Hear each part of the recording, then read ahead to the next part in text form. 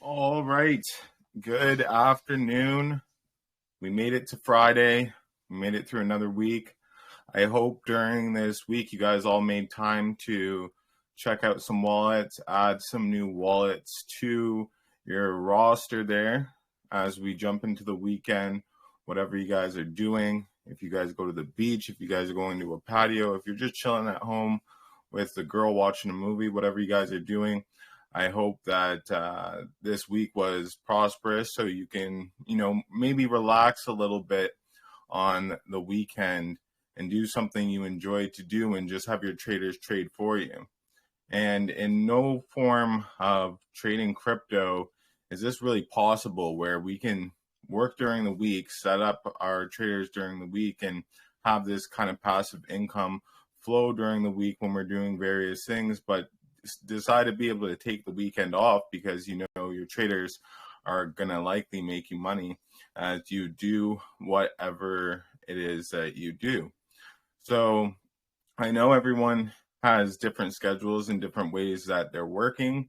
A lot of people work 9 to 5 throughout the week and maybe don't have as much time during the week to allocate finding wallets, sharpening your skills, and kind of adding, new people to your trading roster who are making you money. But if that's the case, then this weekend could be a good time for you to dig down and spend a little bit of extra time to set yourself up. Because although I say, we're setting ourselves up during the week for the weekend, for me, it's the bigger picture is I'm setting myself up every single day for the bull run. Because as things continue to progress, the market continues to look more bullish. We start to see all-time highs being broke. We start to see new coins pop off that are going from, 5K to 5 million in, just a day span. And then those same coins are going to 5 million to 50 million within a few days after that. You're going to start to see, as long as you have a good, roster with your traders, you're going to start to see lots of profits flow in. And you're going to see how lucrative this can really be. Now, I know a lot of you guys have been directed here for your questions that you had in the flood room. So I know a lot of you guys probably have questions that you wanted to fire off today. We're mostly just going to go through some more wallets again. We're going to look at some of the things that were dropped into the profitable wallets. And we're going to just have some casual dialogue under whatever questions you guys might have that you want to go over, things that you might want to understand deeper, things that you feel like we should touch on, and stuff like this. So, pretty casual day, but feel free to throw your ideas, throw your questions out here. Let's collaborate. Let's see if we can find some interesting insights so we can continue to be more profitable and more efficient with this process of gathering wallets. How's everyone doing? Good, man. Just ate a good big kebab. What do you have? Great. Kebab. Big kebab. Oh, okay. Good stuff, man. Good stuff. I like that. Healthy food. Yeah, kind of. Without the sauce, yeah. You're saying the kebab, right? Yeah. Yeah, kebab's awesome, man. Yeah, it is. Hey, bro, I got a question. Is it okay if I can interject right now, or do I have to wait until you finish? No, definitely. For today, we're going to go over wallets, and you guys can throw out your questions as you want to. I'm going to start sharing my screen soon, but I know that your guys' questions are important, and you want to get them out and want to get some answers. So throw your questions as you want. Interject with me anytime. Cool. I can wait for you then. All right. No, you're good. You're good. Oh, so I can see my question now then? Anytime, yeah. All right. Unless you want to talk about my kebab. Sorry. Go ahead. Actually, you know what? One of my questions, I brought it in the flood room today. And the guy, I don't know, the Russian guy's dude, he's actually one of the admin. He told me to bring it forward to this particular chat. So I just want to say that when I created this particular bot setting in Trojan, I got detected in buy and sell, and the percentage within a 5-minute time frame is that there was a profit, even though it's marginal, but needless to say, it's still a profit.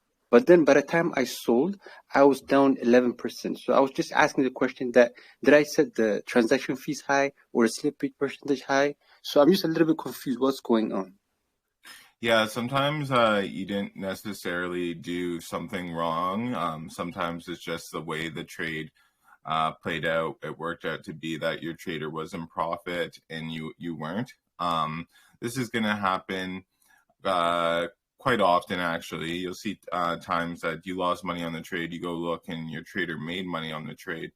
And although it happens often, as long as the losses are minimal, it's still fine. If he took a gain and you took a loss, it was his trade. You technically got in after him and you're selling after him. So it makes sense as to where there could be this loss. But that doesn't mean that you just accept that fact that you get in after and you sell after. So if he has a marginal gain of like 30% and you just like always accept that loss, that you're going to get a loss when he hits 30%, it's like, maybe I do want to look at my setup and see if there is something that I could tweak that would be better. Maybe if I did have faster gas, I would have been able to get in closer to his entry and I would have been able to get in closer to his exit. But then again, it's best that you would look at actually like the chart and to see when he did enter, and then you can see if there was people who entered before you. And if there's people who entered before you, then it could have been just the fact of, cranking up that gas a little bit and having your entry right after his entry instead of letting people in before you because your gas was too slow. And the same on the exit side, that you should be able to see, well, if he sold, I should have really been the next sell because I'm triggering it to sell right after he sold. But if you see another two wallets selling before you do, it's the same effect to the sell that you may want to adjust your gas. And if you find that he just did 130%, so he made a 30% profit and you were at a loss on this, but you crank the gas up a little bit and he does 130% again, and you were much closer to where he was. Maybe you didn't make 30% profit, but you made 20% profit. So you still made a profit. Then you can be like, oh, that gas did make a difference. And I'm going to start applying this gas to this guy because based off of how he trades. Right. So the main essence, exactly what you're saying right now, is the gas fee, especially when it comes to the selling detection, it has to be in parity with him, like in the sense that, it has to be a little bit high compared to the buy version, correct? Well, because sorry to interrupt you, bro. I'm an amateur when it comes to this particular field. I have no background issue whatsoever. It's my first time like beta tasting, so that's why I'm asking this particular question to be a little bit more concise. Perfect. And ask as many questions as you have, especially if you're new. I want you to be able to take away a lot of good information from this talk here. But for example, I don't really know what you consider high gas, but like, what's your gas set up at now? I put it both on the buy and sell the same level, which is 0.01 sol. 0.01 sol. I mean, dude, that's a decently high high gas, to be honest with you. I mean, you could put it up to like 0.015 and you're going to go up 50% from where you are. But I mean, that it is decent gas. I'm still testing around with gas because I used to have my gas really high, 0.025, and that's what I would run. But it ends up being $5 a trade, so it ends up adding up when your traders have a lot of exits. Like I'd have a trader with 10 exits, and it was $50 just on my exit, just on in gas fees. But I have makes sense. I have a friend, for example, who I trade with, and right now he's reduced his gas to 0.075 because he found like when he went down from 0.015 to 0.01 that it was actually quicker. I'm like, nah, there's no way that it could be quicker. But he's like, man, like, you know how long I've had that gas for, and now I'm testing this gas and it seems quicker. Like I'm going to just try to use Trojan's preset gas. And I had some failed transactions yesterday when I was running 0.01 I was using 0.01 gas yesterday, and I had some failed transactions, and my friend got into them instantly with like 0.075. Like as soon as they trigger, he's like, I'm in. I'm like, mine failed. So you got to play around with the gas. I don't always know if using 0.01. In theory, it should be faster. But I think Trojan could have an issue with their custom gas fees. So as soon as you go over what their presets are, like their slow, medium, and then fast, I think their fast is 0.075. You could run into some issues. So I would even tell you to try going down in gas and seeing if the conversion is quicker when you just click on like their turbo priority. And normally I would say go up, but I'm testing some things and I'm seeing how my friends' results are, and I'm like, man, I know they tell you one thing, because I asked Trojan, I'm like, does it make sense to like drop my gas because my friend says he's getting in faster? And they said, no, it doesn't make sense. Keep your gas high. So I turned up my gas more, and again, I'm not getting into the transactions, but he's getting into them. Oh wow. Sounds like an inside job, but I'm just joking. I don't know. It's a lot of playing around with it and just getting used to the bots that you're using and different speeds during different times. Do I think during network congestion, when like Sol's volume, that's true, that higher gas might be like getting you in a lot quicker? Probably. But like I think during times like this where network congestion isn't overly high, that using, you know, just their preset gas, or using kind of, you know, like I said, your gas is good at 0.01, but I think that like even if you drop it to 0.0075, it's going to be around the same, and at least it'll save you a little bit on the gas. Right. And you know what? To not exaggerate, the trader, which I copy traded, he actually made like a 10% profit. So technically speaking, it's not that big differences when I compare to 11% down, which I was. So, in fact, based on right now, what I'm hearing from you is that it pretty much matched my theory that nothing complicated happened. It's just that the percentage, there's going to be, of course, a difference. It's not going to be exactly in parity, exactly when he's going to buy and sell percentage-wise. So that's not an issue whatsoever. At least I got a confirmation from you today, so it's good by me now. Yeah, man. And, you know, you're new, so if any other questions like pop into your head, feel free to ask them. Either myself, or I can actually allow someone here to answer your question and see how they grasp the knowledge, because I think that, you know, a lot of the people that are here now have been coming to a lot of these voice chats, so they should have the knowledge to be able to answer someone who's new's question, and will just reaffirm their understanding. Absolutely. Moving forward, I'm not going to be paranoid when it comes to this particular topic, because I assume initially, before even jumping to this particular voice chat, that the percentage of parity between buying and selling with the copy trade is going to be an equal. So there's going to be a difference. That's the new thing which I got from you right now. I didn't know previously. So I'm also like a little bit more calm comparing to the previous time. So whatever is it, for example, now, if there's like a 20% profit from his side, if I make 5%, that's good and well. I assume it's going to be when he make 20% profit, I'm going to match it in equal fashion. That's what I assumed previously, but that's not the case. So if to a certain extent, there's going to be like, you know, a catch up in terms of percentage compared to that actual copy trader, then it's good by me. So it's quite solid information you gave. I appreciate it, bro.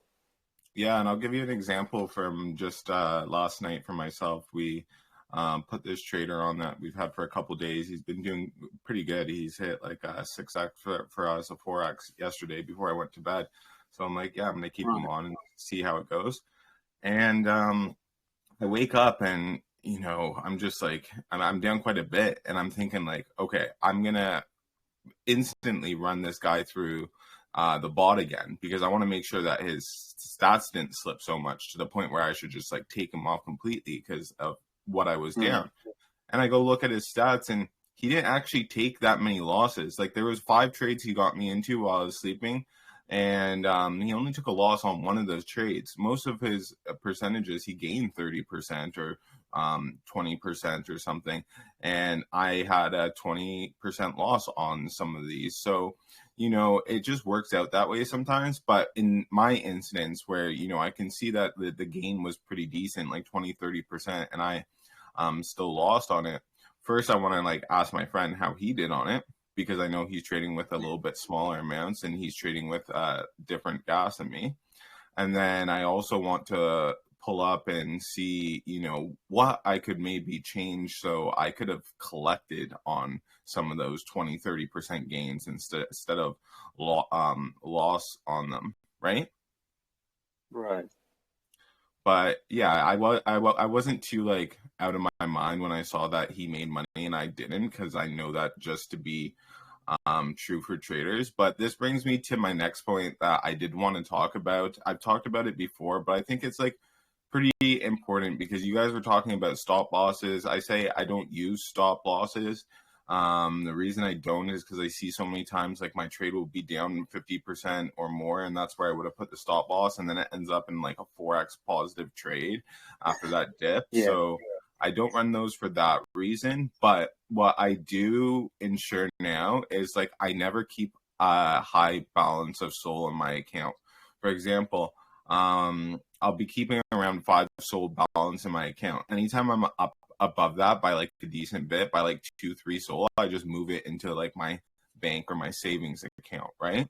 Because I don't want to ever go to bed and wake up and be more than down 5 SOL. So instead of like doing a stop loss, like that's an all encompassing loss. So you know that like when you wake up, the most that you could be down is the amount that you have in your account. And you know how easy it is to, you know, just send money from another wallet back to your account and put your account back into good status so you have enough to make trades throughout the day. But if you're worried about your traders throughout the night, because you know you never know when they do go ham and they just hit like a streaking loss, you know that you won't be down like 15 SOL if they do just go crazy and a bunch of your traders are just making loss after loss, chasing losses and stuff like that. Makes sense. Yeah, I appreciate it, bro. Yeah, it's good by me. Yeah, man. Anything else that you come with up with, you can ask. Yeah, you know, a lot of times everyone will direct you to voice chat. But if it's something like you want to get solved right away, you can just ask me in DMs. I'm not gonna answer you instantly, but I'll answer you quicker than the next day's voice chat if it's something that you really want to get sorted. Oh yeah, I'll really appreciate it. By the way, your avatar is which one? By the way, Gojo. Gojo. Cool. I'm gonna run by you down the line if I have any question popping out. Sounds good. All right, bro. Take care. You as well. Yeah.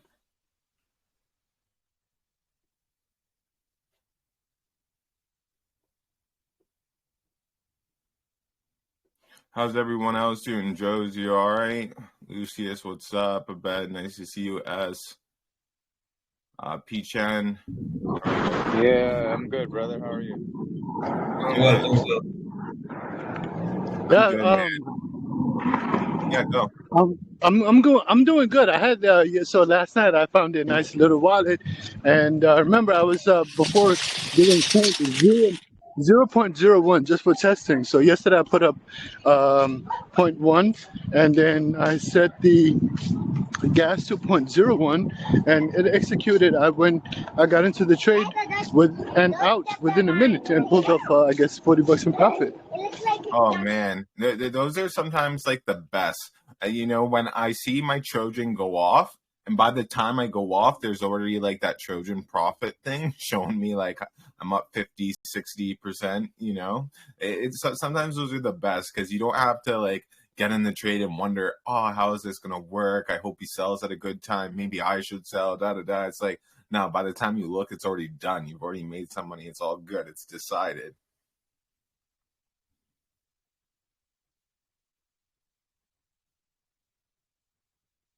I'm sorry, I opened the door. I don't know if you asked me something. Nah, I just commented on what you're saying. Like that can sometimes be the best way to make profit. Like when it's just like in and out like that, by the time you look at your Trojan thing, you're already seeing like the profit tag, and you don't have to really make a decision if you're gonna like want to sell yourself or anything like that. Yeah, $40 in less than a minute. I'm not complaining. I'm about to take the elevator and go upstairs. All right, man. We'll talk soon.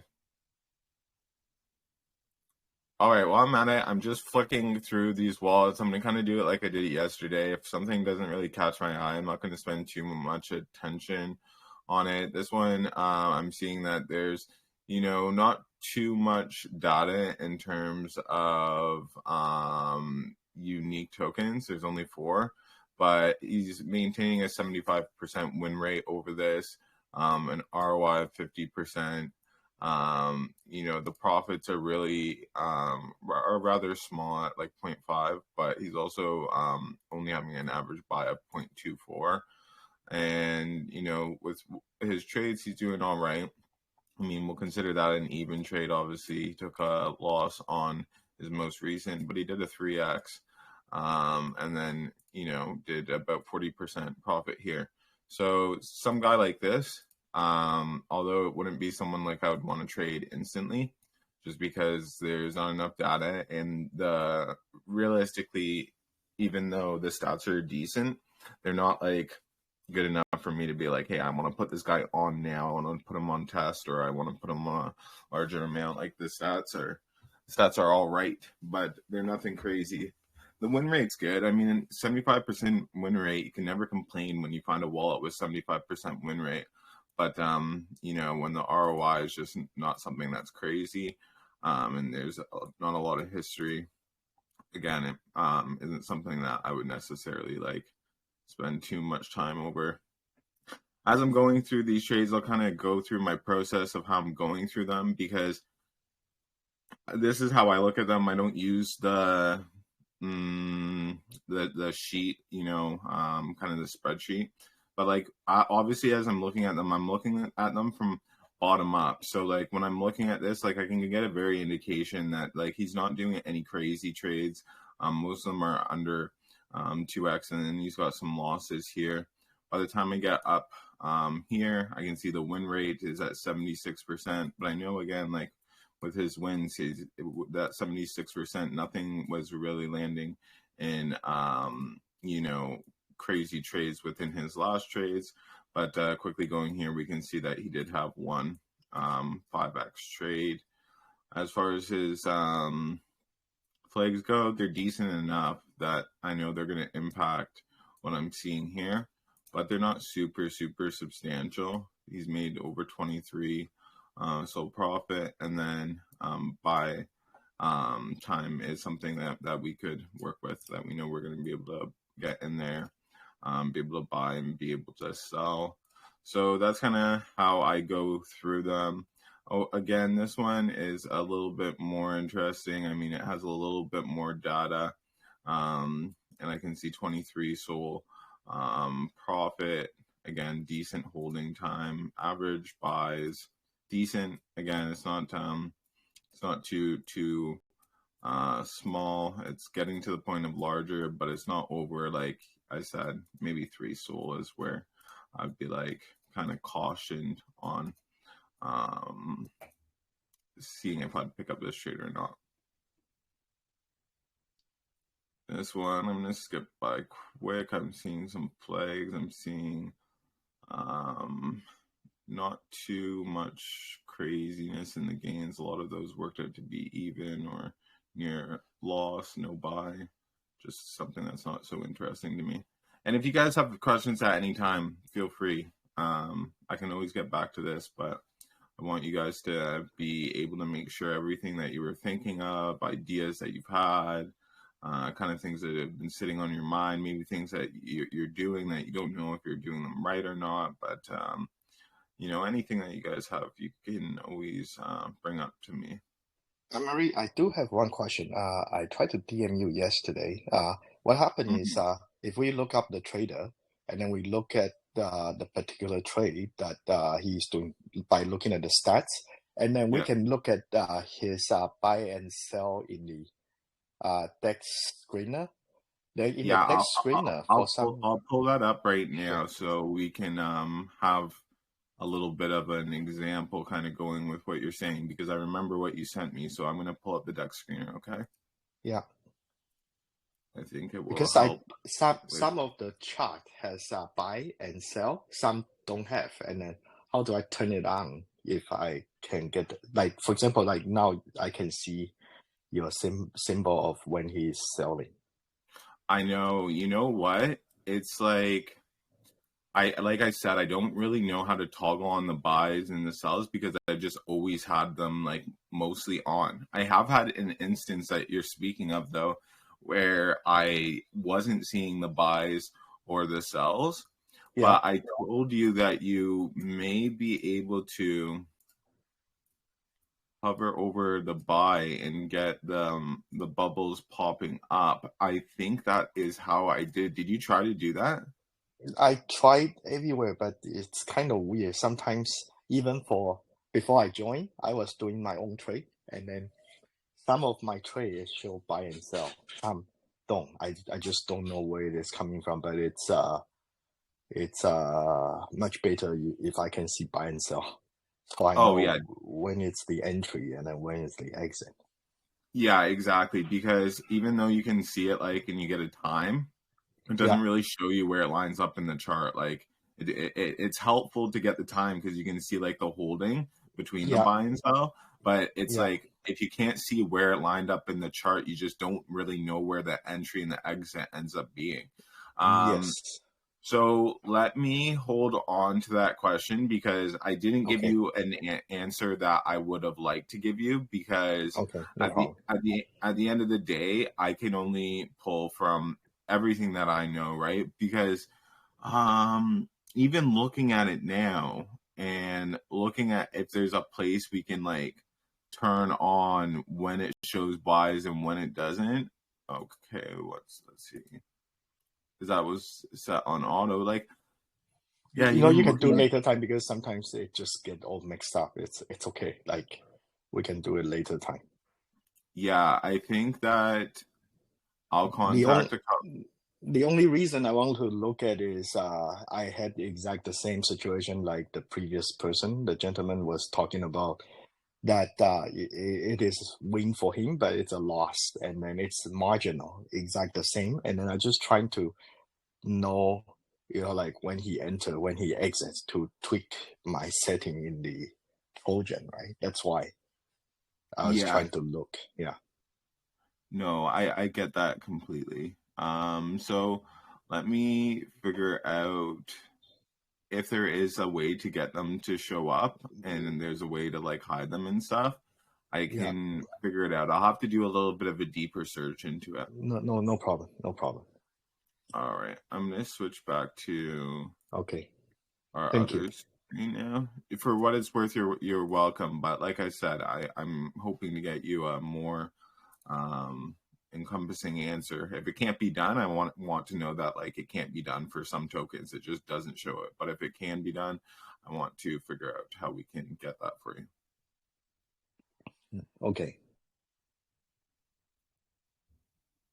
87% win rate is what I saw first scrolling through this one. I went through the top. I went quickly through it, so I didn't look at this as much. I kind of glanced over it. I could just see by the colors that he did some trades that were in around that 2 to 5x section, and then he's making some positive trades under 2x. So when I look at this gentleman, I see that instantly stands out to me, so it makes me want to kind of look into it a little bit more. The ROI is lower, but I'll take a lower ROI with this being good. But then the next thing I want to go to, seeing that it's a scalper tag, is the average time between buys and sells. And I know that that's a little bit lower. I could have troubles here. And then the next thing I see right when I look at that is it's at a 7.8 sold buy.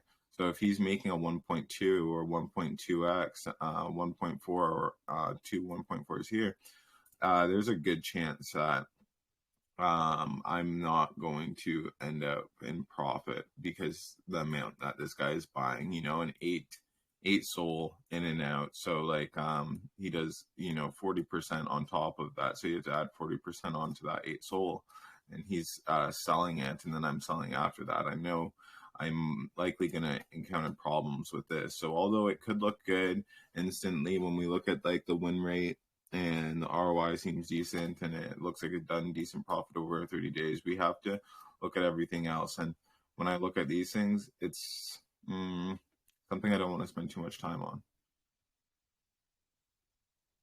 In a perfect world, I would be looking for, okay, yeah, let's go over that. I mean, in a perfect world, what am I looking for? Well, when I find a wallet, I want that wallet to be around 75% win rate. In a perfect world, I'll take win rates that are lower, but in a perfect world, when I find a really good wallet, I want it to be 75 and up, and I want the ROI to be 150 and up. That's what a perfect wallet would look like for me to be like really interested in it. Obviously, limited flags. Seeing some times where he hit like 5x plus, seeing a decent bit in this range, and also seeing a fair bit of this range, and minimizing any losses that we're taking. That's obviously what I think anyone would want in terms of a wallet. But now, as far as like average buy, what would I want that at? I'd want it at a SOL or under. If I was looking for my perfect wallet, I would pick one SOL and under. 1.5 would be fine for me too, but if I were to choose, it would be 1 SOL. And then for average buy time, I would want like an average buy time of around 30 minutes. And again, this is if I were to find a perfect wallet. So you guys can know like the criteria that I'm looking for something that I'd be like, yep, all right, like I'm going to add this guy. Like, obviously I would still look at the trades to make sure the trades look good. But if all that criteria matched, that is the average wallet that I will put on right away. So say I am searching for wallets today, and I spend 2 hours and I find a wallet that looks around that. That's like the wallet that I'll add on today, and I'll add on with a testing amount, a smaller amount than I normally would. But that's what I'm looking for. So when we see all these other wallets that like could be profitable, it's a 66% win rate, 50.5% ROI. Could this be profitable? Yes, it could be profitable, but like, is it like an ideal wallet that I would want to find? No, not really. It's a pretty mediocre wallet. I mean, definitely a mediocre wallet in my eyes. And I think in a lot of your guys' eyes too, like just looking at something like that just doesn't look that appealing. This guy, I'm going to skip because of snipes. And again, we're coming from the point of we're looking for a wallet that we could just look at here. Stats add up, makes sense, it's making money. The whole time is good. The buy time is good, and something we could add today. But again, this wallet isn't something that's overly impressive to me, even with the fact that it has a low data set. Lots of snipes.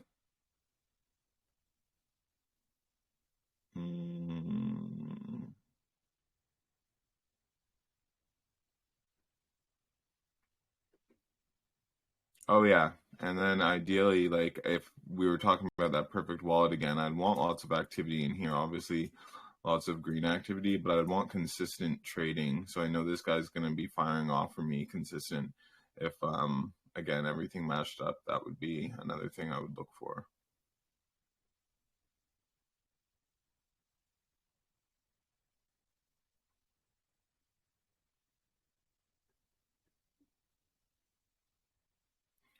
Snipes 88%.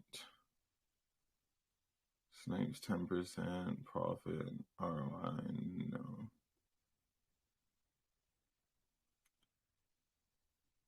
Again, I'm just scrolling through the bottom. I didn't have any filters placed. I'm really just going through the wallets, going through them quite quickly, seeing if there's anything that would catch my eye. This guy's trades, he's got so many that are close to just, not making crazy profits. And win rates, all right, something that might be worth looking into. But we can see there's some snipes that added up to be decent percentage at 21 just because he's only traded 14 unique tokens. So overall, again, a wallet that I would skip. Like I find, are you guys plugging in a lot of wallets that don't look so great because it's like what you found at the time, or are most of your wallets kind of falling into like the criteria that I was talking about? Or are you finding that you have another criteria that looks better? I'm curious as towards that.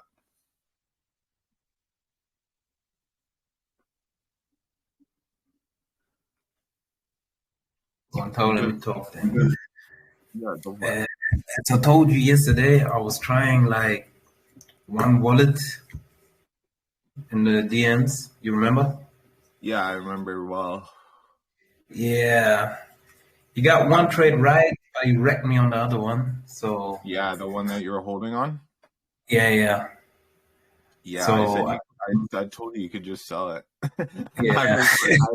I literally was going to sell my dude. As you said that, you're like, he's been holding for a long time, and I don't know. And like, I'm like, man, I have this guy who's been holding for like over a day now. I think I'm just gonna go sell it, and I told you that. Yeah. But I saw some other wallets that was holding for one day, and the other day, then it moves. Yeah, no. So I thought it was one of those. Like, come again?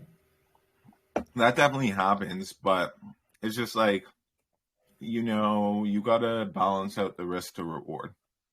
Yeah, indeed. Like if you have a crazy amount of SOL because your traders have been trading really good over the last week, and you're up like, I don't know, 10 SOL, 15 SOL, and that's like a good cushion for you, then like I'd say let those ride. Like, the ones where you're in longer and you don't know what's really gonna happen and stuff, like just let those ones ride. But when you don't have that cushion and stuff, you're trying to gain that cushion.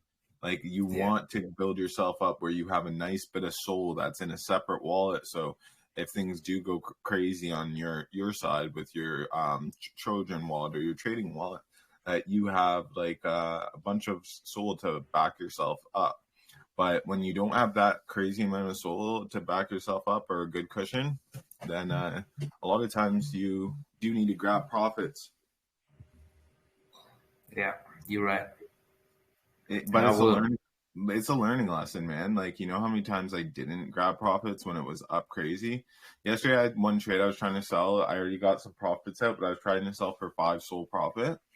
And it was at like, okay, I saw it at 5 SOL and I could have sold it there, but I didn't. And then it dipped to 3.5 SOL. And then I'm like, okay, if it gets back to 5, I'm just gonna sell it instantly. And then it got to 5.5 SOL, like within 10-20 minutes, it like spiked up again. So I'm like, okay, I'm just gonna sell this all. And I ended up selling. I'm like pretty happy. Transaction went through, whatever. But like I only ended up getting 3 SOL from that sell. So like I lost 2.5 SOL just because like I didn't scale out. If I just sold one SOL there and then waited and then sold another SOL, like I could have ended up with retaining a lot more of my profits. It's just the way these candles were trading. It just like it didn't work out so good. But the reason I'm saying that is because that could have went on to be like maybe 20 SOL, 30 SOL. I don't know. Like it could have went on to do like really well, but I just had a feeling based on how everything was going, and like a lot of things do come down to a hunch, and that was good profits, right? Like anybody sees themselves in 5 SOL profits. I mean, for most people, it's like that's pretty good. But I took it and I got way less because I was like quick on the trigger there. I feel you on that one. I almost triggered too. I always stay and think like, should I take profit? Nah, he know what he's doing, and they almost never know what they're doing. That's true. Sometimes I will ride it out because some guys do know what they're doing more than other guys. All right, it's like those things that reinforce themselves. We talk about this. Like if you sell on a guy and then he always goes on and does like another 2, 3, 4x from when you sold, you're going to start realizing that I probably shouldn't sell on him because every time I sell, he goes on and does like, more X's and I would have made a lot more money, right? But yeah, right. If you have it in a different scenario where you are not selling when this guy is in profits, and he always goes on and ends up taking a loss or like cutting it at break even, and you could have made profits. It's like the first time you sell on this guy and you take the profits and he doesn't make profits, you're gonna realize that like, okay, with this guy, a lot of times like he is not selling for whatever reason. He's in good profits, but I know he's like this, so I'm just gonna sell on him. And if that continues to happen and he continues to get you in good profits and he doesn't sell but you sell and it works out for you, then it reinforces that strategy. But you need to fuck up a bunch of times before you get things right. And I think you're still on the fucking up stage. Yeah. I'm riding the fuck up wave right now. But, but yeah, I need to change my strategy. 3 days have been gone. I've changed the traders 3 days. I kept always every day like 2. So yeah, I'm trying to figure out how to manage all of that. It gets easier to manage your traders the longer you have them and the more consistent they are, because you get some guys that you don't really have to manage. Like you just check their stats every day, or every other day, and you know that they're falling in line and they're doing a good job. So like you don't really have to manage those ones. It's the new guys that you bring on that you have to manage. So like eventually you'll get to the point where you've had like some guys for like 2-3 weeks now, and like you're not really too worried about those guys. You don't have to manage them anymore. They're just guys that you have on the trade, and you know they usually do pretty well. But it's whenever you are changing up your strategy, bring on new traders, like you have to manage a lot. And what I'll do when I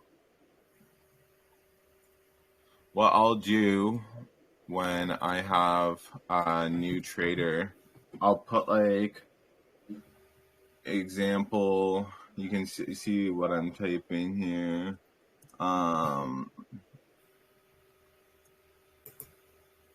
So I'll put everyone with like a name that I can like kind of distinguish, like just like something that's I wouldn't put Bob, Kyle, and Mike, because like I might like confuse all those names, but I'll put like Watermelon or Crown or Dagger, just like things that are just so different from each other that I can really distinguish. And then I associate Watermelon with this type of trading and stuff. But I always do this where I put the name and then I put testing. And testing means that like this is a new guy that I have. So when he goes off, like I don't really trust him to like make the trade completely.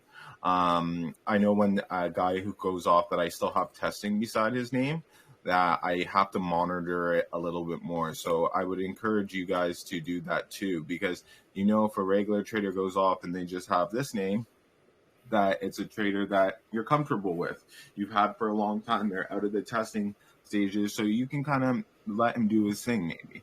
But if you see a guy that has testing beside his name, you know it's a new guy that you put on and you really want to kind of track what he's doing. Yeah, put all traders with like names based on their stats card. Like people playing it safe, I put as example, play it safe. So I know, okay, he's like always getting his money back out. Don't have to worry, like his stat says he's always getting good ROA and all of that. So, yeah. Mm-hmm. Mm-hmm. You know, that's a good way to do it too. I mean, whatever makes sense for you, right? Whatever you're going to end up utilizing here. I'll go through this one quickly. It's a pretty low data set. We have 5 tokens here. The only reason it was interesting to me is the 100% win rate. We can see that his wins aren't too crazy and sizable, but he had a couple 2X's and then a couple just, you know, in around 30%, and then one where he just made about 10% on this trade. But again, seeing the 0 losses over the time frame, seeing that he was recently active in trading, this could be something that I would want to copy, especially with these things making sense. You know, 16 minutes holding time, that's pretty good. Remember I said my ideal would be around 30. 16 minutes is still pretty good. That's still something I would consider. 0.24. I know even if I follow this guy at full, that I'm not going to be using too much of my soul balance, and I know this guy isn't making a huge price impact when he's entering or exiting trades. So it was worthwhile to look at. I mean, the profits aren't crazy, but again, with a solid win rate, obviously, and then the ROI still being in a range that we would follow, that one looks all right.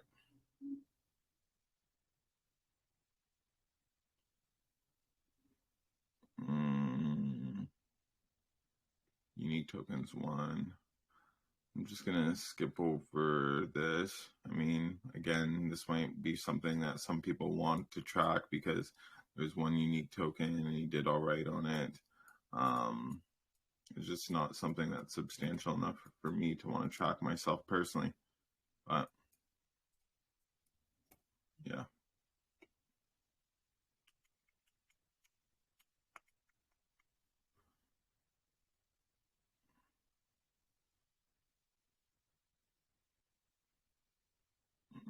This one looks okay-ish. Profit's good. ROI's decent. Win rate's pretty good. Flags are pretty minimal overall. Time he's done over a 50% loss is only 1 out of the data set of 25 tokens. Pretty good. 6 in that under 50% loss, but he has 14 under a 2x. Only 1 and 1 here. But we can see that still all looking all right so far. Average buy between sell is 10 minutes, almost 10 minutes, not bad.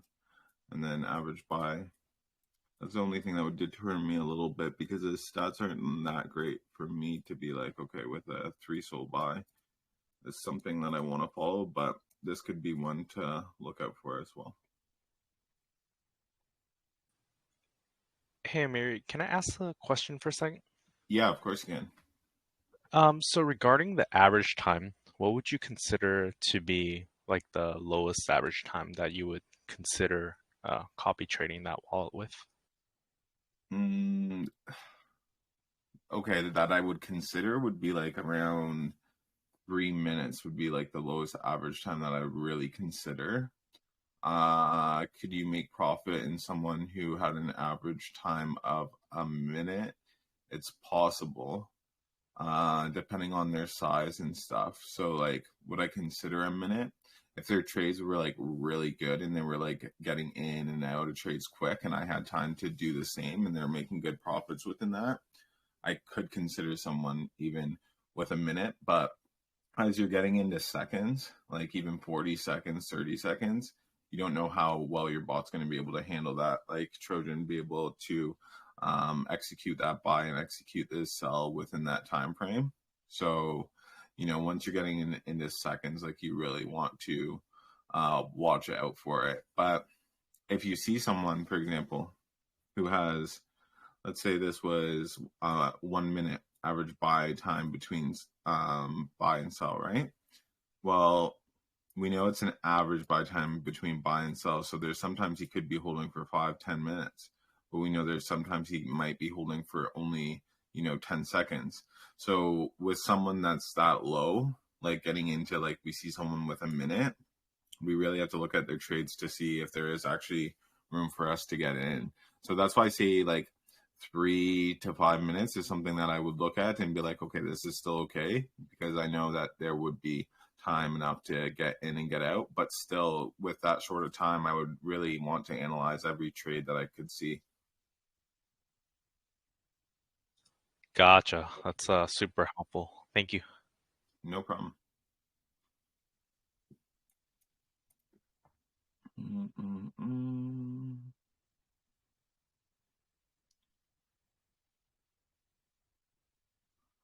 This looks all right initially. Let's see. The flags are substantial enough, but the win rate is pretty good. He's making a decent amount of soul, but you got to remember the flags are going to kind of just tone these stats down a bit. Flags aren't super crazy, but we're seeing he did dust, over 50% 10 tokens. 12 tokens under 50% loss, but 36, so a chunk of it remaining under a 2x gain, and then you had 5 that fell into the category of 2 to 5x, and 3 tokens that fell into the 5x and above. His average buy is pretty decent. I mean, again, like, could it be lower? And that might be better, maybe. But 1.66 is overall pretty decent. And 40-minute holding time. So we know, like, this guy will be okay for holding times. Also, his buys between sells, we can tell he's usually scaling out with 1 buy in some instances, 2 buys. And then just by looking at his stats here, you can see by his most recent that he did pretty well on all 3 of these trades. This one, it's such a little loss. This one, almost a 2x. This one, a bigger loss, about 20% loss on that. This one, gain of 20%, another 20% loss, another gain of almost 2x, but really it's just 80% gain there. But overall, you know, I'm just going through these wallets with you guys so you can see kind of what I'm looking at as I go through them, and to see if the wallet is interesting or not. And overall, this wallet does seem like it would be something that was interesting. Especially like seeing, you know, the profit that was over the days. Again, we know can be skewed a little bit from this, but you know that the profit can potentially fall around this time, and he has a good holding time as well. Do I want to look at this? Yeah, sure, why not? Okay. 3 unique tokens. They all fall into the section of profit. He's got a 100% win rate. Most of them were, so this was barely a win. It was 10%. This one, 50%, and then he made a 2.2x. Is this something I'd follow right away? No, but that's not the only reason we look at tokens or wallets here.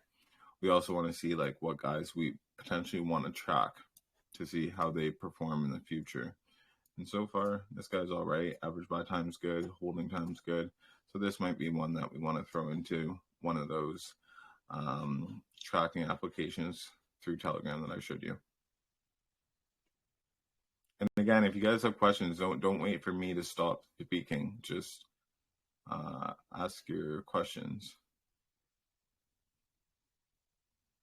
I'm not going to bother looking at this one. It's just one unique token, but again, something that you might want to throw in. It just doesn't look interesting to me overall. Like, I mean, the win rate's 100%, but it's one token.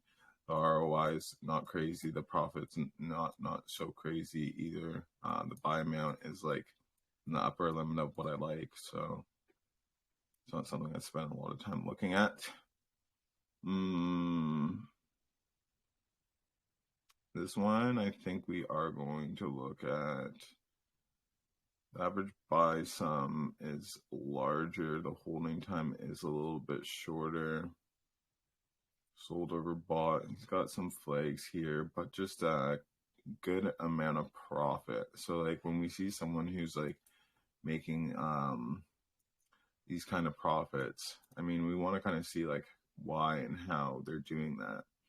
So the ROI is typical of a scalper.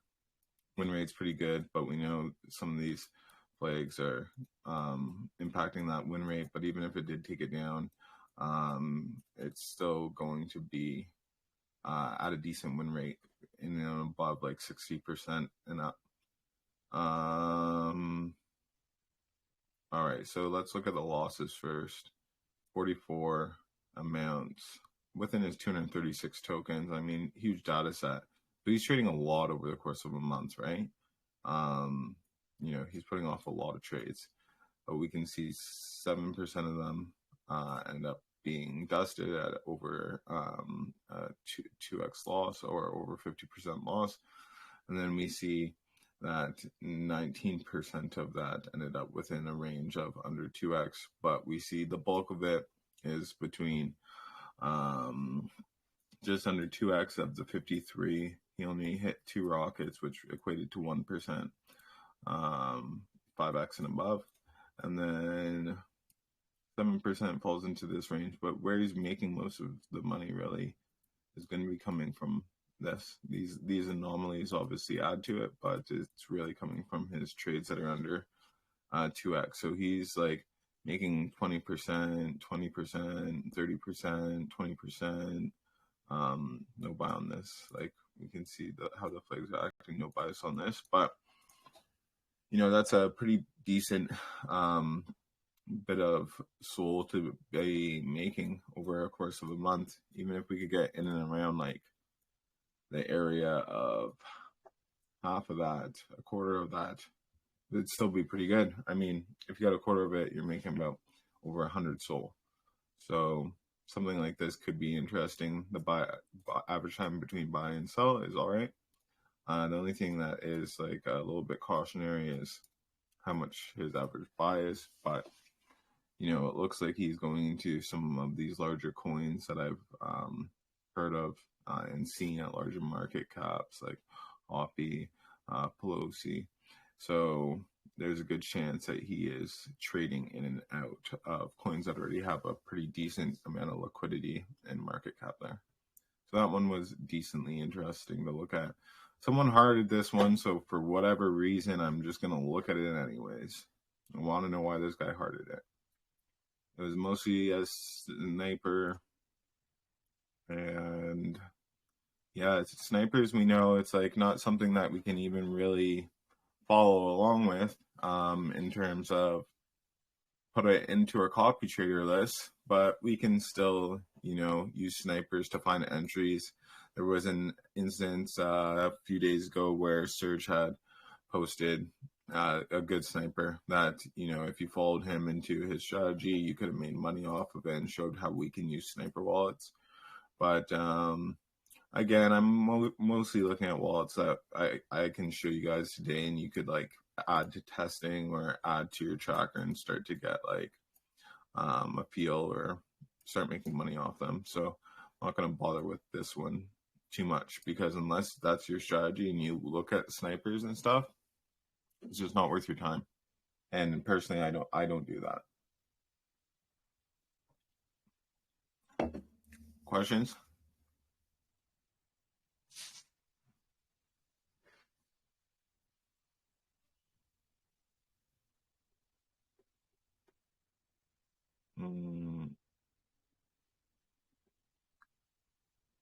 Obviously, it's nice seeing larger data sets when we can see like a lot of activity and we have a lot of like things to base our stats off. It's nice to see, but like in reality, we don't always get that, right? Because so many wallets are switching up constantly, and we have new wallets that are just coming into play, and just wallets like this guy who just trade very sporadically.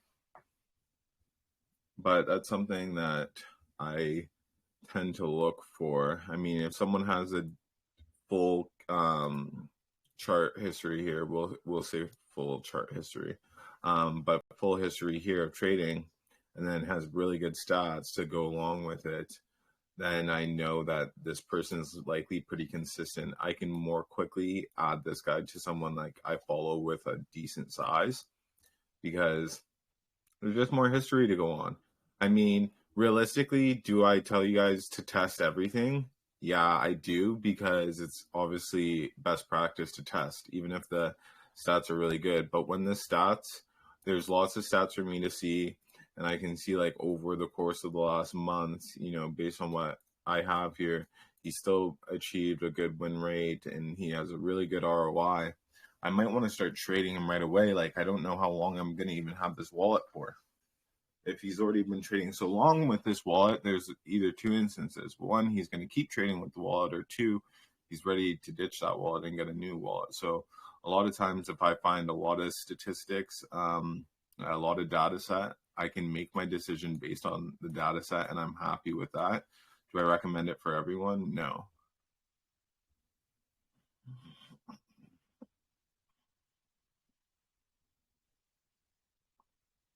Sold over bought is like so big at 86, but it only works out to be 17% because he's traded 502 unique tokens. And you see this shit lights up like a Christmas tree. All green for this guy. Okay, so, I mean, this is something that I would look at. But, you know, quickly I'm starting to see things that might be off for me. The buy time is at like that lower range of buy time that I was telling you guys about. This guy could be having a very quick bot in terms of like, you know how people use sniper bots to get in to their transactions instantly? This guy could have like a sniper bot that is used for like buying dips. Like if he sees a dip that he wants to get into, he can trigger it, like maybe pressing spacebar or something, and it will buy in instantly, and then it starts bouncing off that dip. He's up 20%, he's up 10%, whatever. You know, we can see like, you know, he can be up even 2%, 15%, and then he just press spacebar again. It triggers out of that. It seems like that's what this guy's doing with trading, because he's making so much profit and he's not really taking a lot of loss, relatively speaking. But with that trading time, it's just something that becomes less appealing overall, even though he's making a lot of money.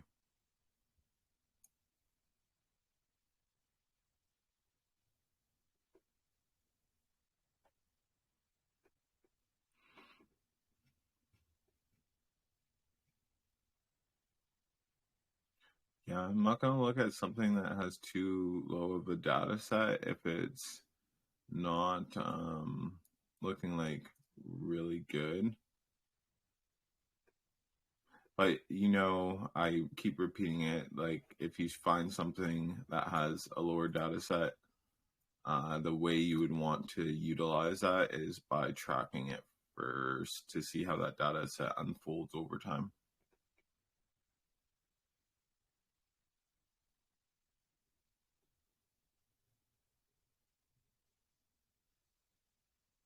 Anything that falls into close to a win rate that's like getting close to 50, under 55 and stuff, I'm not like too interested in.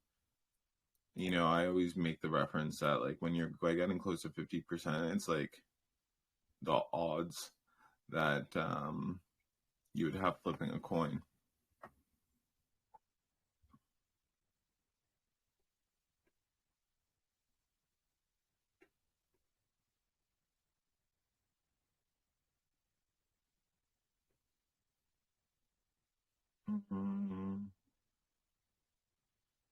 This one's all right. I mean, looking at a scalper wallet, see their hold time is good. Their buy amount is good.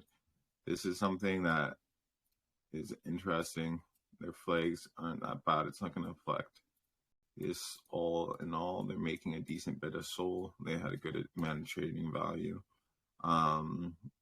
trading data. So that one did catch my eye. I was trying to go over it. I wanted to go over it, but I was seeing there that like, it actually doesn't look so bad. Like overall, this could be a profitable wallet.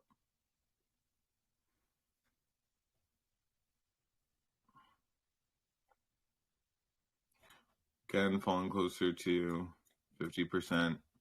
I'm not too interested to look for stuff like this. And I know it has some flags, so that's going to take it even closer to that 50%. And I'm not trying to flip a coin on my traders.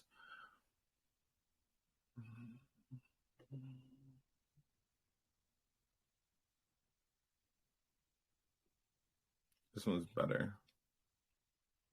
And if you're interested in scalpers, I mean, this one's doing pretty well. A bulk of his trades are falling in the under 2x. We can see here he has had, yeah, mostly falling in the low range of an under 2x, but he has some trades that are, you know, getting up there. I see his one trade here.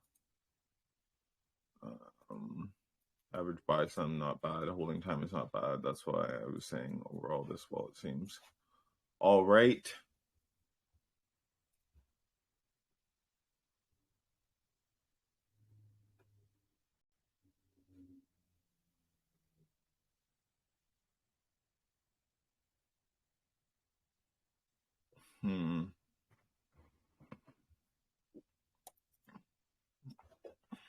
So the win rate's in a good range.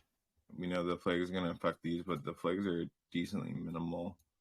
So still looks good there. When I look at scalpers, I always want to look at holding time. See 42 minutes, which is good. I said when I said if I had a perfect wallet, what range it would be in. I said around 30 minutes. So 42 is kind of right there. One thing that does throw me off a little bit would be the average buy sum. He is buying with quite a bit on each initial trade.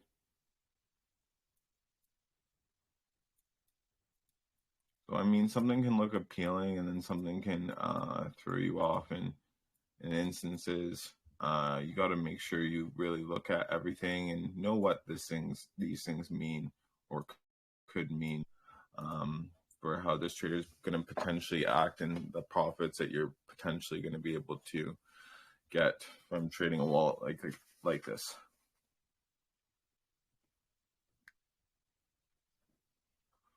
All right.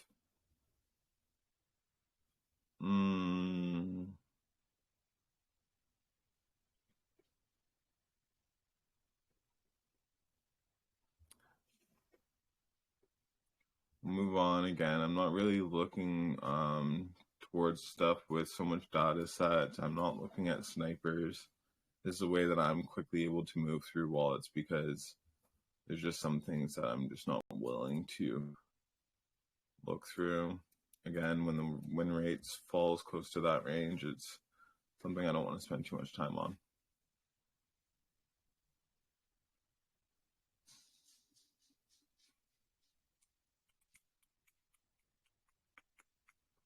Need tokens 13.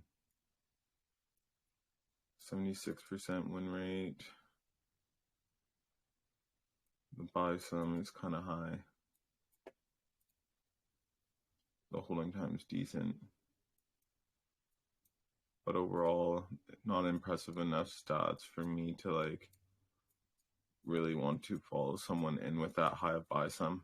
Again, I'm trying to find closer to 1 SOL. This guy's at my upper limit. My upper limit is 3 SOL. This guy's actually falling out of my upper limit. So if I am being disciplined to what I like to look at and find has worked for me in the past, there's not many times I'm going to look at someone who's up above 3 SOL going closer to 4 SOL unless their stats are really impeccable, which overall these stats are all right, but they're not crazy enough to make me want to skip past kind of a rule that I have in place.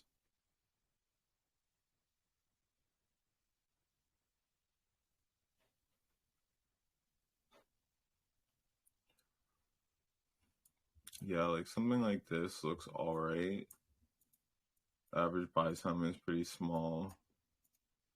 They're making good gains on some of these trades. Their win rate's not terrible. They do have some flags that would affect that, but relatively smaller data set with 11. But again, in a perfect world, would I add a wallet like this? No. I mean, if I was just looking for wallets and I want to add one instantly and I'm like, does this one look decent enough? Yeah, maybe it looks decent enough. But this isn't something I would spend a lot of time looking at.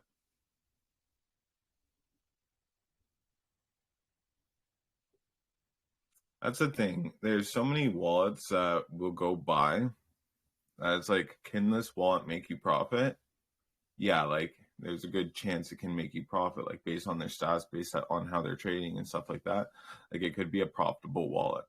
But is it going to be a wallet that is bringing you in a lot of profits consistently and such like that, and you're not taking much losses with this guy and all that stuff? In a lot of cases, it's not like that. So it's worth spending more time going through a lot of wallets and looking through and finding something that's looking really good instead of just plugging in something that, yeah, it might make you profits, but it might not. As I highlight through things, I've explained before, it's just I want you to see what I'm looking at. I'm not always going to explain it, but I'm going to highlight over it. You guys are at the point now where you should be getting good enough with what this information is, that if I just highlight over something, you know why I'm highlighting over it. I think we went through enough times where I've explained everything that I'm doing, that when we go through things now, you get an idea. And I'll try to not falsely highlight things, because sometimes I'm just talking and I just start highlighting shit for no reason. You'd be like, why is he looking here? But I'll try not to do that. 350, 78. 3.8 was what I highlighted before. The holding time's not so great. Could there be profits within? Potentially. May it be hard to get the same amounts that he's getting, especially when he's only doing like 10% or 7%, 9%, 2%, 2%, 50% on this. Could it be hard to get those profits? Yeah, very likely. Especially with his where is it? Average buy.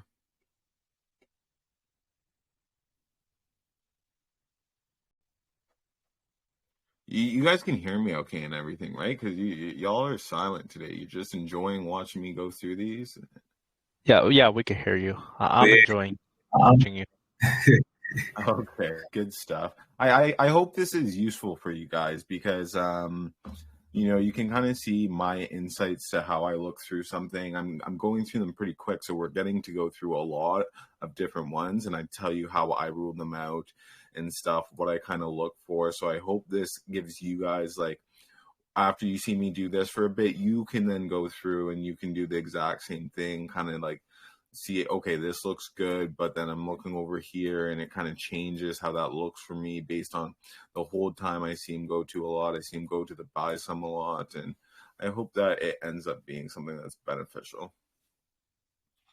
No, it's been very helpful. We do enjoy watching. Okay, good. I was learning quite a bit to identify which wallet is good. I lost a couple of SOL doing the test, and then now just trying to make from the small percentage. I mean, try and. How much were you? Sorry? How much were you testing with per trade? Well, before I was testing with 0.2. 0.2. Yeah. Okay. And you now lost I'm testing with. Yeah. I lost a couple of them because a lot of them were pump and fund. Oh, okay. So what happened is the trader entering pump and fund, and then I end up losing a whole bunch of money in the pump and fund. So I kind of disabled the trader. That's why I was asking, is there any way we can filter, right? Because they quickly went up like 40, 50%. So, and then by the time you sold, it actually dropped down. Yeah. So there's no way to filter that currently. In the future, will there be a way?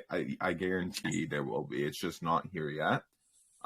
So right now, if you have a trader that like quickly is losing you money, you have to be like very on top of it, right? Because maybe if you were on top of it quicker, you saw after 2 pump fund trades, you're like, oh, he just drained me 0.4 SOL or near that. You're like, I'm just going to turn this guy off for now, and I'm going to monitor him and see how he does. But it's learning, man. It's like, when I hear people telling me they lost a couple SOL, they lost 5 SOL, they lost 10 SOL copy trading for the first bit, and I don't think that these people are not intelligent or not able to be good copy traders or anything like that, because my experience was the same. Like before I started making good SOL consistently, I lost a lot of SOL copy trading, testing, learning what to look for, learning what a good wallet actually was, right? So when I hear about it happening to you guys, I'm just like, it's kind of part of the process. But I hope that by having these voice chats and learning quicker, that you get through that process quicker than I did, right? Like if it took me 2-3 months to get out of it, and that's really how long it took me to become good and profitable at copy trading, because I was learning kind of like by myself with a friend who didn't have much experience. Like I didn't have someone with experience to teach me. But I'm hoping that you guys don't have to go through such a long period of being unprofitable before you can start being profitable. After you entice showing how to pick the wallet, now I can like scan through the wallet much quicker, and then I just plug in a whole bunch of wallet to test, and then something I don't like, I disable and then put into the analyzer to analyze. So right now, I think sometimes I get in like 70-80%. Sometimes like in average, like about 30-40% of profit. Yeah, that's what I'm getting right now. Okay, good to know. And let this be heard that people can have differing opinions, right? And we were talking about looking at wallets on Dex Screener and how that could possibly be. And someone said, well, if it's all coming to the profitable wallets, can it be a waste of time? I'm not. Obviously, you guys can see I'm for the profitable wallets. I'll go through them with you. I'll show you which wallets are good, which ones I think are worth looking at, which aren't. But at the same time, like I said, people can have differing opinions. And I think with what Serge was saying that, it's kind of a waste of time looking at Dex Screener. And I think that I do not think that is completely true. I don't think it's a waste of time because it is how I started off, using Dex Screener and using Zelfi Guru Bot to analyze it. And although I think the profitable wallets are getting better because I joined, months ago, and the profitable wallets, I'd find a good one here and there, and now I'm starting to find more good ones as I look through them. So yes, the profitable wallets are getting better, and there's constant upgrades to that. But I mean, in my opinion, let me just leave it there. In my opinion, it is still valuable to look through Dex Screener to find wallets, because even if you spend time to look through the profitable wallets like we're doing now, you can get through them if you're quick in 20-30 minutes and you went through all the new wallets that came out for the day. So if you only spent 30 minutes doing that, say you want to hunt for wallets for 2 hours in total, so you have another hour and a half. You have to go to look at different places that you could potentially find something that wasn't there. And do I think every single wallet that is, you find on Dex Screener Top Trader coming through to the profitable wallets? I don't think so just yet. I think in time it's going to be that way, and we won't have to look through Dex Screener. But I found wallets on Dex Screener that are very, very good that I use and have high win rates, high ROI. They make good money for me, that weren't found on the profitable section. So just because we have this great tool of these profitable wallets that are filtered for us, and they're very easy to find because they're there for us, doesn't mean that I still wouldn't recommend spending some time on Dex Screener, because you can find other wallets there that are really good too.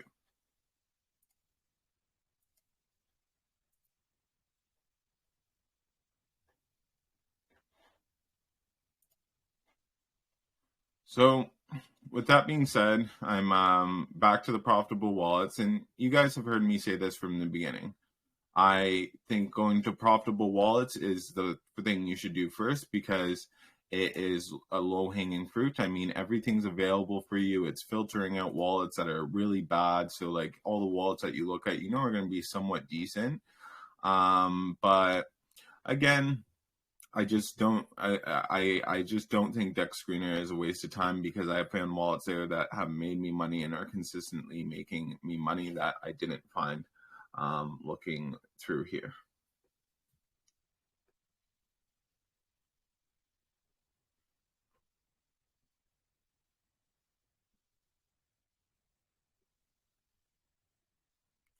Does anyone have any takes on that? Do you guys use Dex Screener? Do you guys just use profitable wallets here?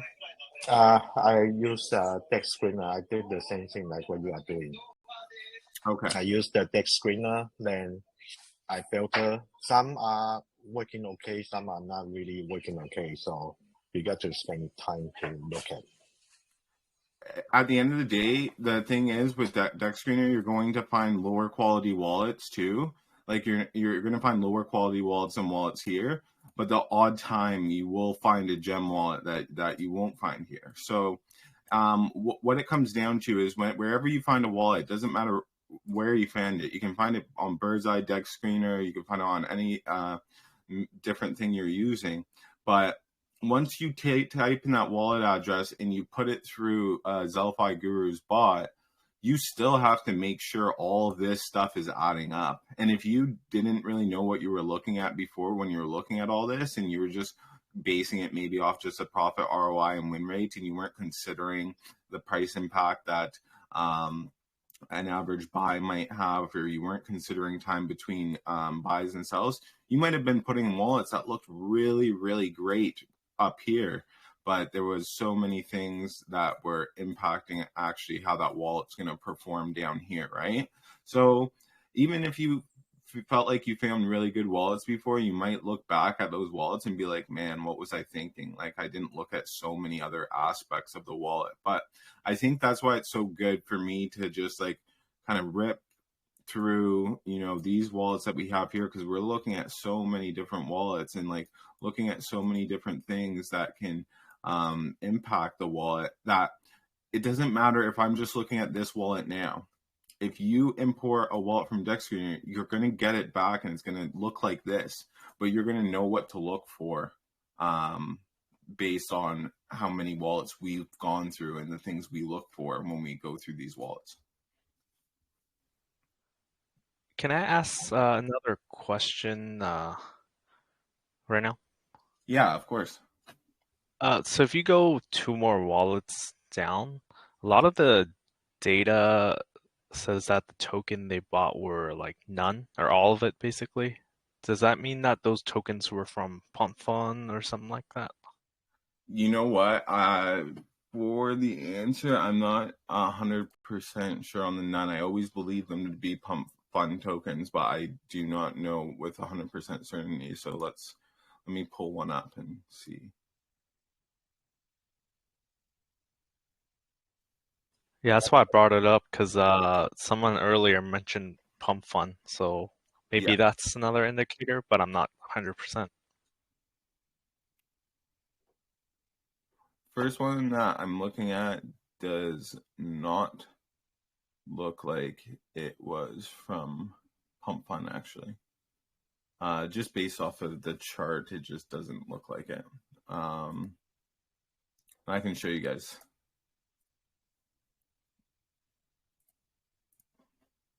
If you've seen a lot of Pump Fund charts, you kind of know after a while of looking at them what they kind of look like. And to me, this doesn't really look like a Pump Fund chart.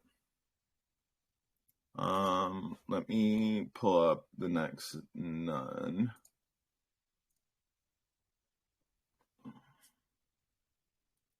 That looks more like a Pump Fund chart, but at the same time, it kind of doesn't. It looks like it just looks like a complete scam. Pump Fund at least secures their liquidity. This doesn't have any liquidity. Pump Fund burns their liquidity. The tokens on Pump Fund always have some type of liquidity. So this did not come from Pump Fund. So to answer your question, I don't have a full answer for you, but I'll get more knowledge on that to see what the none represent. There is obviously mutable metadata where people can come up with a token that doesn't have a name, and then they adjust the name later after like their friends get in and stuff like that. So they're trying to keep it hidden from snipes. It could be tokens that are coming out that way, but I don't have a clear, concise answer that I can give you that I know is 100% fact. So I'd rather just leave it up into the air until I can get more clarity on that. Yeah, that would be great, just to see if it's the data that's coming in isn't like complete or something else. Yeah, I mean, the data that's coming in is for the most part, complete. I've had some instances where I've seen the data and it's like, this doesn't really make sense, and I can't make sense of the data at all. But like, very few times have I had that happen. And it's not really I've had that happen. It's people have sent me things sometimes with the bot, and I'm trying to make sense of the data, and I just can't.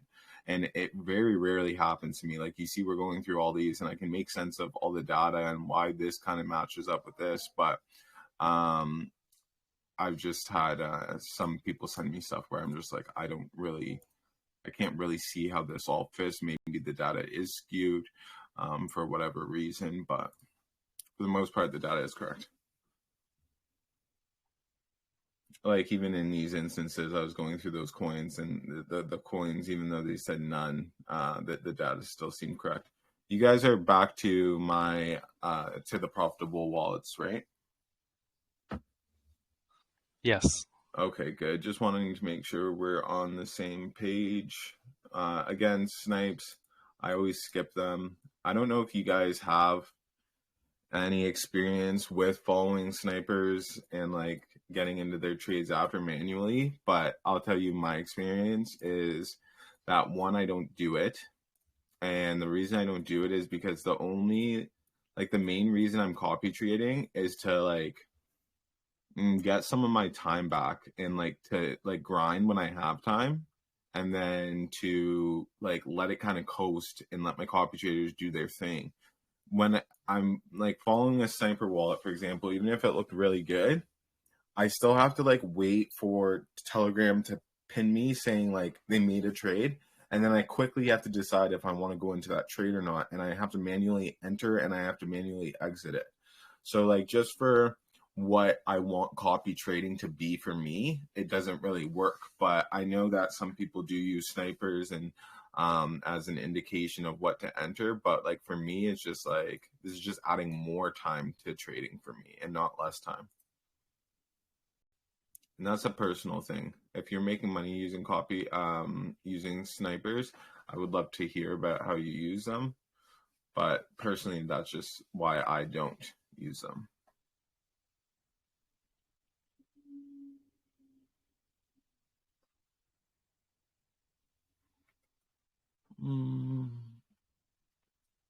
Yeah, something like this, not crazy gains, but obviously 100% win rate. The ROI is not impressive. Everything else makes sense in terms of average buy, time between buy and sell. It makes sense. This is something you might want to see how the data progresses and track this.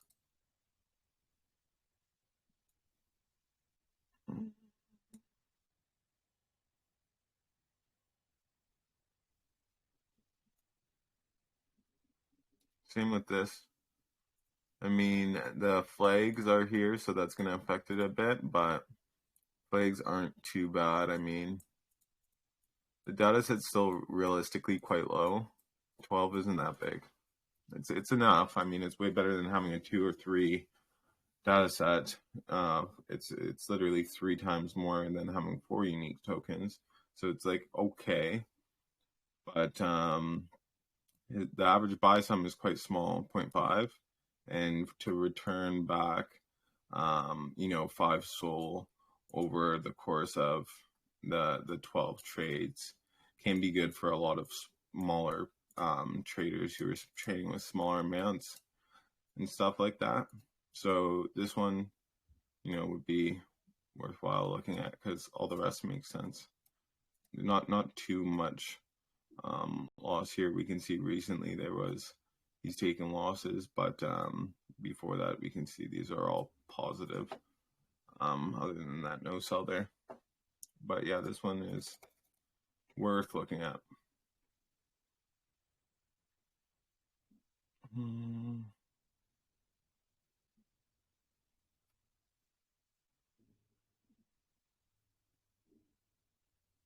This one too, pretty similar. I mean, we have some flags here. We have a bigger data set. We have 43% of it falling into the under 2x range, which is very typical of scalpers. We have some in the 2 to 5x range. We have one that hit a 5x. But, you know, larger data set with this guy, still at a 68% win streak again, or win rate. This is going to take it down a little bit. But, I mean, to make 12.3 SOL, you know, he's having a average buy time of 5 hours and 24 minutes. We know that's something we can follow. And the reason I said like this might be all right for like smaller traders and stuff is like, you know, he's only entering in with a 0.28. So even if you did like half of that, or you just did a 0.1, you know, that you should be able to get close to these profits. Well, obviously, if you were doing a 0.1, it'd be, you know, around a third of those profits if you could retain a lot of his profits that he's getting through here. But this one could be interesting for people.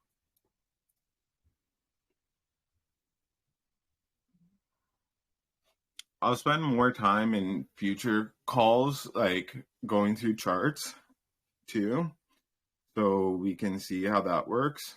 But I've spent quite a bit of time doing that in the past, and I really wanted to go through like as many wallets as we could today, you know, have some conversation in between going through them, but like really just be able to see a lot of different wallets and see if we would entertain them or not, like really quickly, and show you kind of how we go about doing that. Every day we've been spending time now like in these profitable wallets for the last like week and a half at least. So every time we do that, we can't just do it the same way as always, where I'm just reading off all the data and going through them super slowly with you guys, because we don't get through that many and we don't really get like the value of all the wallets that dropped this today. But if I'm going through them a lot quicker, we can have a different take on how we can utilize these wallets because we're seeing so many. This one, smaller data set, not too impressive overall. Win rate's okay. There's no flags. 0.66 SOL. Overall, just not. Mary, have we ever gone through anything related with the smart money trades? Because I'm looking at that and I'm not sure what to make out of it for that information. How would I use it? Okay, so as far as smart money trades, it's something that we haven't gone over yet. Just to make it clear, from my perspective, I come in here as a copy trader purist. Like, I focus 95% of my efforts on copy trading.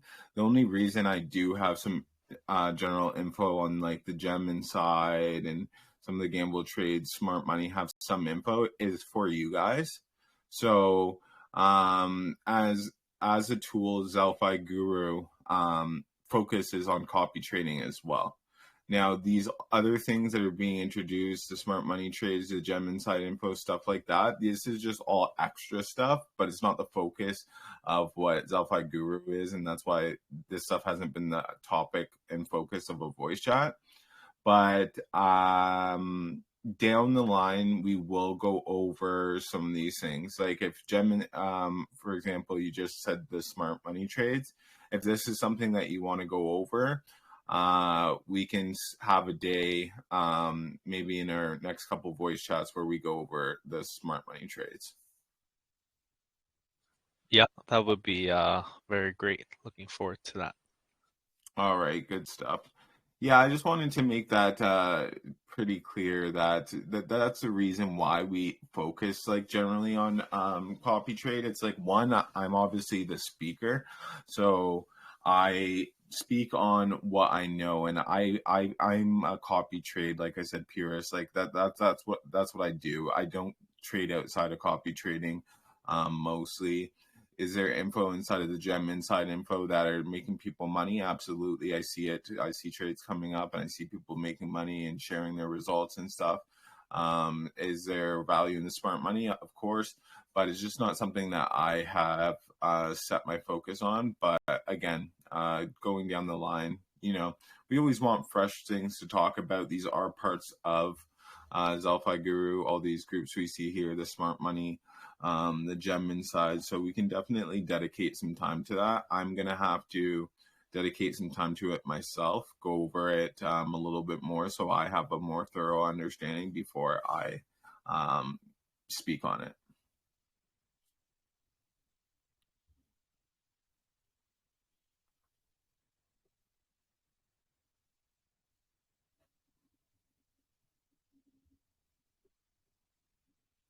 Yeah, and sometimes I'll skip by a wallet, not necessarily because it's bad for any reason, and sometimes I didn't even see flags. It's just like with all the stats and stuff, I'm just looking at it and it's just not overly interesting. I'd rather like spend my time seeing if I could find something that like piqued my interest more, if that makes sense. Like this guy looks all right. It snipes 45%. If you're looking to follow something like that, it's all right. But I would say if you're looking to follow a sniper, I'd try to follow a sniper with a little bit higher win rate and a little bit higher ROI if that's what you're into.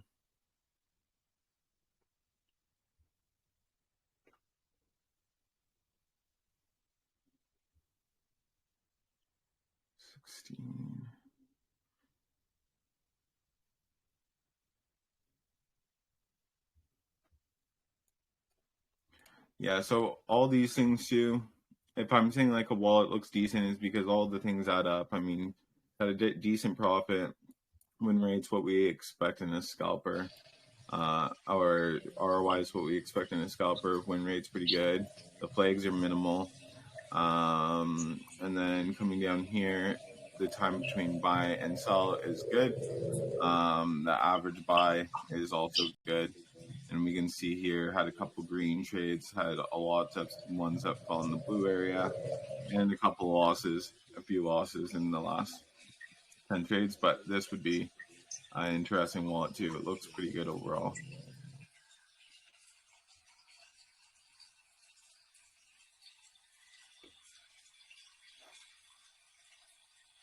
I don't know whose mic is on that is getting that echo. Bob, I think it's you. Do you mind just muting yourself?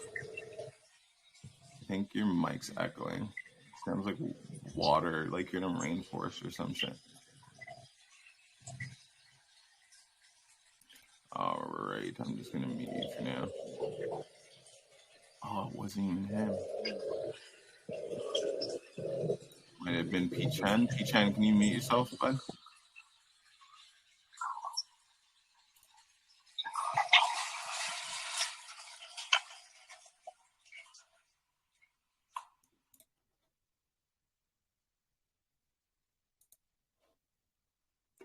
I didn't want to have to mute P-Chan because he was being very valuable to speak, but that worked out. I just allowed him to speak again. All right, good stuff.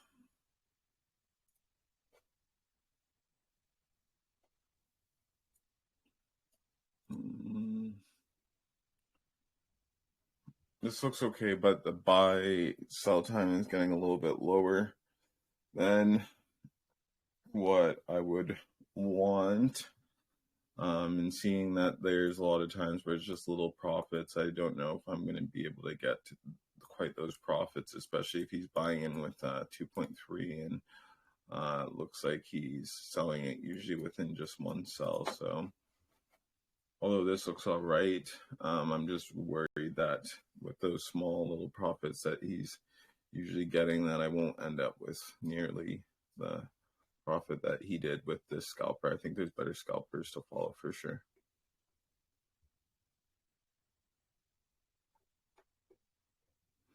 I'm skipping this one mainly because I guess there was a lot of trading going within these last 3 days. If there's 17 tokens and we're seeing 3 days of data, he ends up all green on it.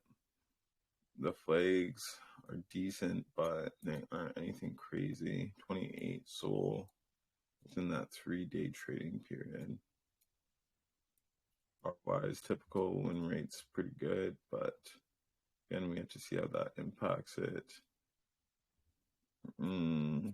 Time isn't great, but it could be workable. We would have to pull this guy up and see with him, but seeing a lot of trades that were just not crazy profitable. He's got some more profitable trades here, some losses here. Overall, looks all right. Worth looking into for sure.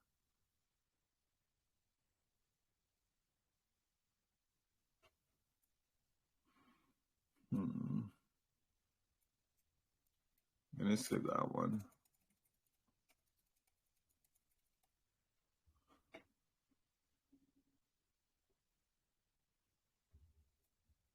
This one like caught my eye just because all the grain that we can see here in the most recent trades. But then I go up to like the next thing that caught my eye is just like the buy amount, and I know that could be tricky. But I mean, hitting trades like this, even if the buy amount is larger, I should be able to retain decent profits on those.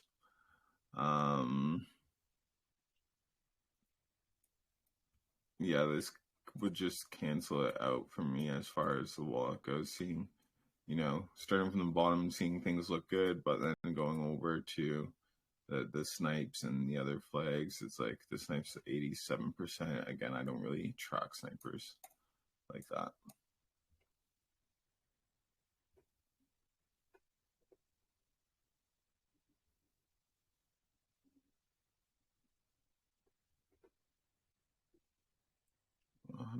%. 2 tokens.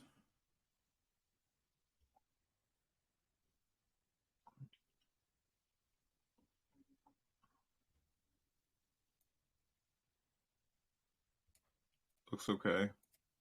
Not a lot of data. Again, one you'd want to track.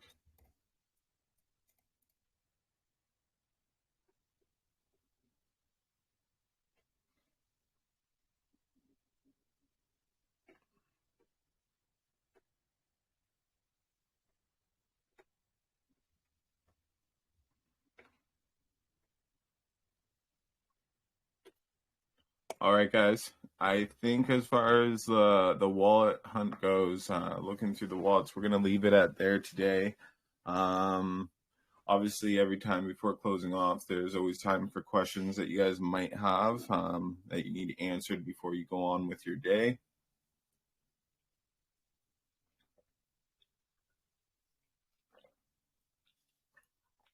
No, you guys got all your questions out during the voice chat. Is all right. Well, I appreciate you guys. It's always nice seeing familiar faces coming to every voice chat and participating, adding value to what we're doing here with the voice chats. And I hope to continue to see you guys at the next. It's like that's a hard point for me. I hope to continue to see you guys at the next, but at the same time, I hope you guys are so good, going into your trades, into your strategies and stuff that you might not always need to be at the next. You could come to every other one or something like that. But I like seeing you guys here. So even if you guys do get super cracked and your profit traders are going off, still come by and say hello. But thank you guys for being here.